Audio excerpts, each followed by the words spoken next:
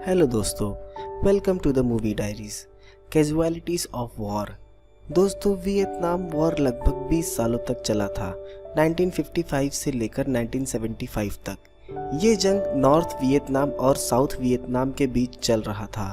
कहने को ये जंग नॉर्थ वियतनाम और साउथ वियतनाम के बीच था, पर इसमें मुख्य किरदार अमेरिका निभा रहा था। अमेरिका साउथ वियतनाम को सपोर्ट कर रहा था। अमेरिका साउथ वियतनाम को आर्म्स और सोल्जर सर्व कर रहा था, और वही दूसरी तरफ नॉर्थ वियतनाम को चाइना और सोवियत यूनियन का सपोर्ट था। इस वॉर में कितने बेकसूर बच्चे, आदमी, महिलाएं मार दिए गए, जिसकी कोई गिनती नहीं है। इस वॉर में लाखों की संख्या में लोग मारे गए। किसी बेवकूफ़ ने कहा था कि प्यार और जंग में सब जायज़ है। मुझे इस लाइन से नफरत है, और मैं ऐसा क्यों कह रहा हूँ, शायद ये फिल्म देखने के बाद जंग को लेकर आपका नज़रिया भी बदल जाए। चलिए फिल्म की शुरुआत करते हैं। फिल्म की शुरुआत में हमें एक ट्रेन दिखाया जाता है। उसमें हम देखते हैं एक शख्स बैठा हुआ है, उसका नाम मैक्स होता है। अचानक ट्रेन रुकने से उसकी नींद खुल जाती है। वो सामने की सीट पे देखता है एक एशियन लड़की बैठी हुई है। वो उसे ध्यान से देखने लगता है। उसे देखते देखते वो अपने फ्लैशबैक में चला जाता है।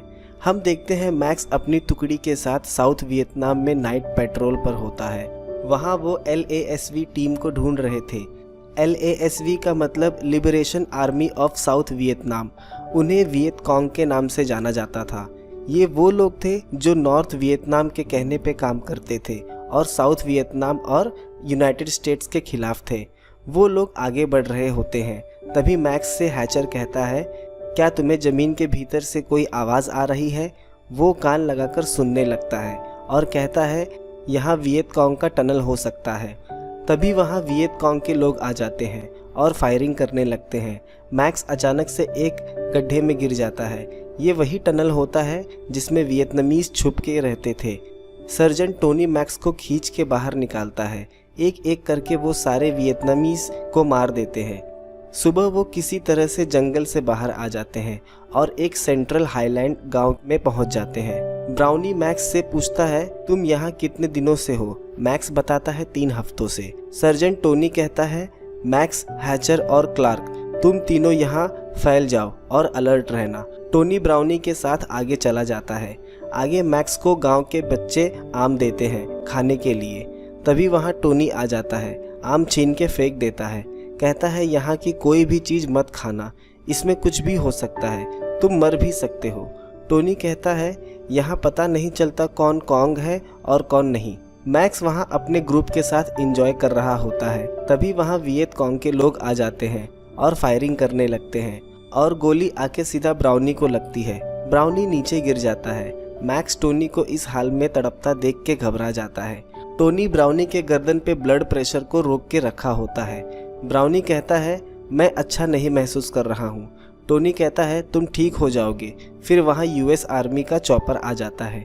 ब्राउनी को चॉपर में डाल के कैंप भेज दिया जाता है, और टोनी ब्राउनी के जाने के बाद इमोशनल हो जाता है, और फिर सभी को कैंप वापस बुला लिया जाता है। कैंप में मैक्स पूछता है सर्जन टोनी से कि अब ब्राउनी कैसा है। टोनी बताता है, ब्राउनी मर गया। सब ब्राउनी की मौत से निराश हो जाते हैं। क्लार्क कहता है, मैं इस जगह से नफरत करता हूँ। क्लार्क हैचर की बातों से गुस्सा हो जाता है, हम कब तक ऐसे ही मरते रहेंगे। क्लार्क उस गांव के सभी लोगों को गालियाँ देने लगता है। रात में सर्जन टोनी अपने टीम के साथ बाहर निकल रहा होता है। तभी उसे एक सोल्जर रोक लेता है। वो कहता है, आप लोग बाहर नहीं जा सकते जब तक लेफ्टिनेंट रेली का ऑर्डर नहीं आ जाता। टोनी इस बात पे गुस्सा हो जाता है और कहता है, रेली गांव की औरतों के साथ सोता है और हमें वहां मरने के लिए भेज देता है। हम देखते हैं टोनी कैंप में ब्राउनी के रिप्लेसमेंट में नया रेडियो ऑपरेटर को लाया है। उसका नाम डियाज होता है। सर्जन टोनी कहता है, हम अपने डेस्टिनेशन पे निकलने वाले हैं, हिल 209। ये ट्रैक हुए वैली में है। वो उन्हें मैप के जरिए समझा रहा होता है। वहाँ कुछ वियत कॉन्ग छुपे हो सकते हैं।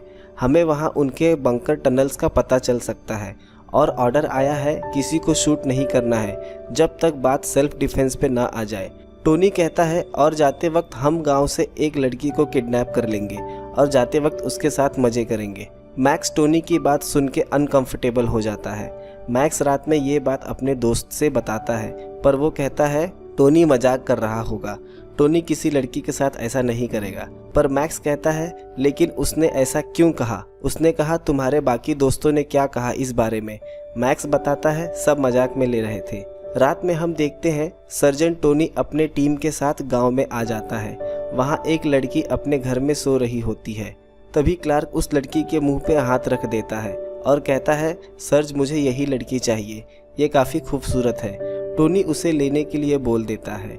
मैक्स ये सब दूर से देख रहा होता है, उसे कुछ समझ नहीं आता। मैक्स ये सब देख नहीं पाता। सर्जेंट उस लड़की के माँ के विरोध पे उसे मारने लगता है। मैक्स उनकी चीखें सुन के बेचैन होने लगता है। मैक्स हैचर से कहता है मुझे नहीं पता था ये सच में ऐसा करने वाला है। क्लार्क उस लड़की को बांध के उठा के बाहर ले आता है। उस लड़की की माँ और बहन सर्जेंट टोनी के सामने रोने लगती है, पर वो उन्हें धक्का दे देता है। वो लड़की काफ़ी चीख रही होती है। टोनी और क्लार्क अपनी इस करतूत पे हंस रहे होते हैं। वो वहाँ से उसे लेकर चले जाते हैं। मैक्स उसकी माँ और बहन से कहता है मुझे माफ़ करना, और वो भी वहाँ से चला जाता है। सुबह हम देखते हैं सब उस लड़की को लेके पहाड़ी पर चढ़ रहे होते हैं। तभी मैक्स सर्जेंट से कहता है मुझे लगा तुम कल रात मजाक कर रहे थे। टोनी कहता है मैं मजाक नहीं करता। मैक्स कहता है ये तो किडनैपिंग है। टोनी उसकी बात पे गुस्सा हो जाता है और उसे आगे जाके हैचर को कवर करने के लिए कहता है। मैक्स हैचर के साथ चलता है और कहता है जो हो रहा है बहुत गलत है। हैचर कहता है आर्मीज यही तो करती है, हमें ये काम बहुत पहले करना चाहिए था। मैक्स कहता है हम यहाँ इनकी मदद करने आए थे, ना कि इन्हें तकलीफ देने। हैचर मैक्स की बात सुनकर गुस्सा होकर चले जाता है। वो सब एक जगह रुक जाते हैं। तभी मैक्स सर्जेंट से पूछता है क्या तुम मुझे बता सकते हो कि हम ये क्या कर रहे हैं? टोनी उसकी तरफ देखता है, कहता है हमने इस लड़की को एज अ वियत कॉन्ग सस्पेक्ट उठाया है, और हंसने लगता है और वो लड़की के लिए गलत शब्दों का इस्तेमाल करने लगता है और कहता है हम इस लड़की के साथ मज़े करेंगे। मैक्स उस लड़की की तरफ देखता है और कहता है पर ये एक मासूम लड़की है। टोनी फिर से उस लड़की के लिए गलत भाषा का इस्तेमाल करता है। मैक्स ये सुन के वहाँ से उठ के चले जाता है। मैक्स उनकी तरफ मुड़ के देखता है। टोनी कहता है ये लड़की वियत कॉन्ग है, पर मैक्स कहता है नहीं वो वियत कॉन्ग नहीं है। टोनी कहता है यहाँ हम में से कोई वियत कॉन्ग नहीं है, पर ये लड़की वियत कॉन्ग है। वो उस लड़की के गले में बंधे हुए कपड़े से पकड़ के उसे उठा देता है। मैक्स को ये सब अच्छा नहीं लग रहा होता।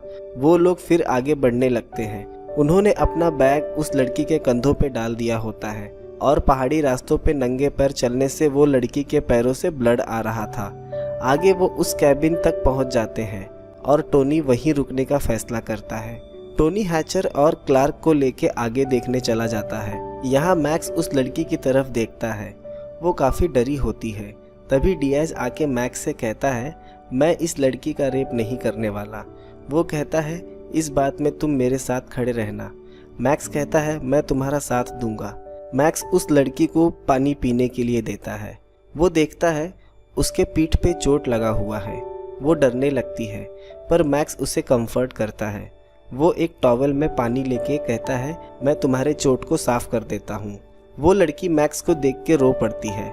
मैक्स उसके आंसू पोंछने लगता है।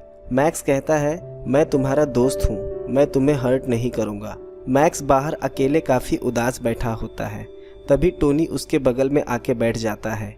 टोनी उसे कहता है मेरे साथ आओ। वो मैक्स को उस लड़की के पास ले जाता है और उस लड़की का हाथ बांधने लगता है। मैक्स कहता है ये सब क्या चल रहा है? टोनी कहता है हम इसके साथ मज़े करेंगे, और वो उस लड़की को ज़बरदस्ती किस करने लगता है। मैक्स कहता है हमें ये सब नहीं करना चाहिए।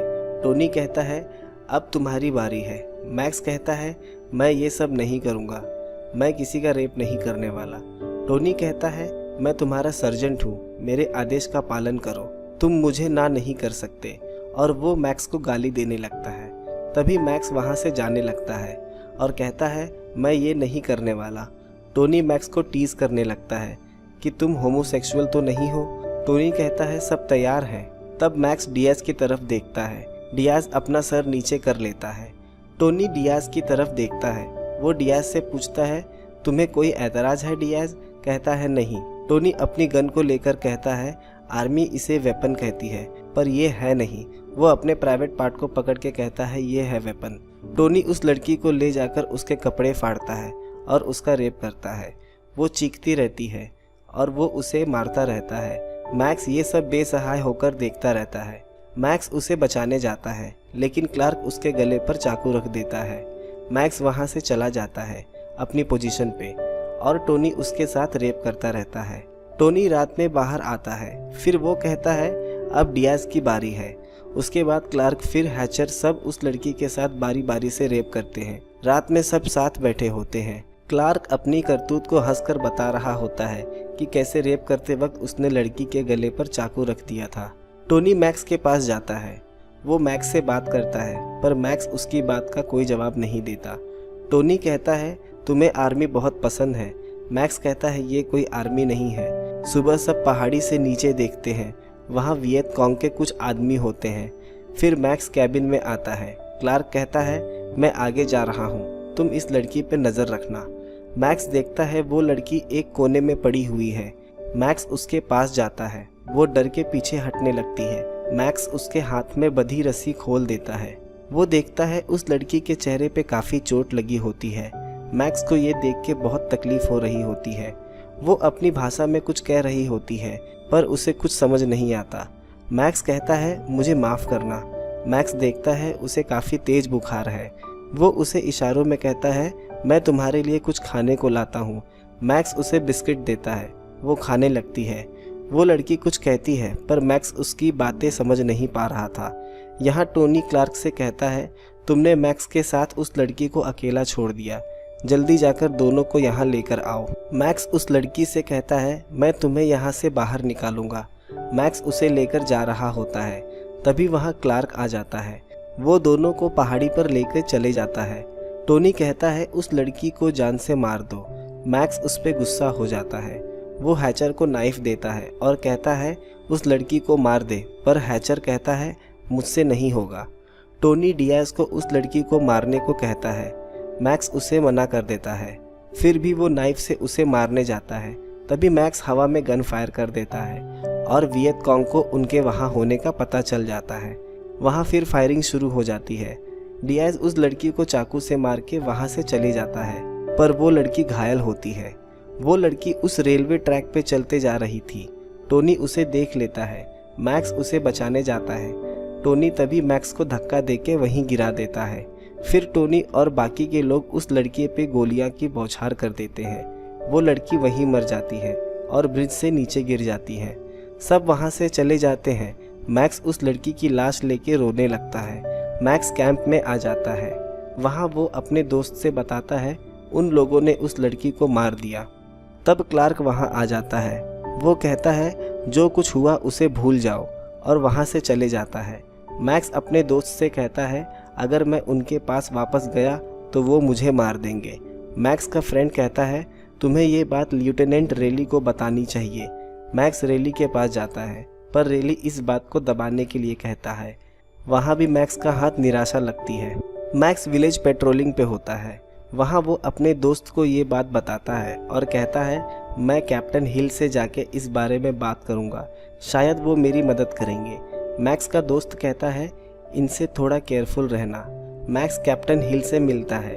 वो कहता है मैं आपसे कुछ बताना चाहता हूँ। कैप्टन हिल कहता है मुझे पता है तुम यहाँ क्यों आए हो। रेली ने तुम्हारे यहाँ आने से पहले ही मुझे सब बता दिया है और मैं इस चीज़ को हैंडल कर रहा हूँ। तुम इस चीज़ को भूल जाओ। मैक्स कहता है क्या इन्वेस्टिगेशन शुरू हो गई है। कैप्टन हिल उस पर गुस्सा हो जाता है। वो कहता है तुम्हें पता है अगर ये बात बाहर आ गई तो अंतर्राष्ट्रीय लेवल पे कितना बवाल हो जाएगा। वो कहता है इस बात को अपने जहन से निकाल दो और भूल जाओ जो कुछ यहाँ हुआ। मैक्स कहता है इस बात को मुझे बाहर लाने से कोई नहीं रोक सकता।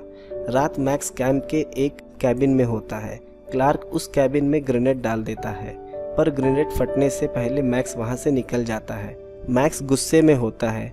वो वहाँ पहुँच जाता है जहाँ टोनी बाकियों के साथ पार्टी कर रहा होता है। मैक्स क्लार्क के सर पे वार करता है।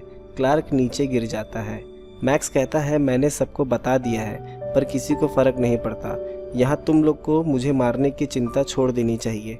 फिर वो वहाँ से चले जाता है। रात में मैक्स कैंप के एक बार में ड्रिंक कर रहा होता है। वहाँ चैंपलिन आ जाता है। वो एक कैप्टन होता है।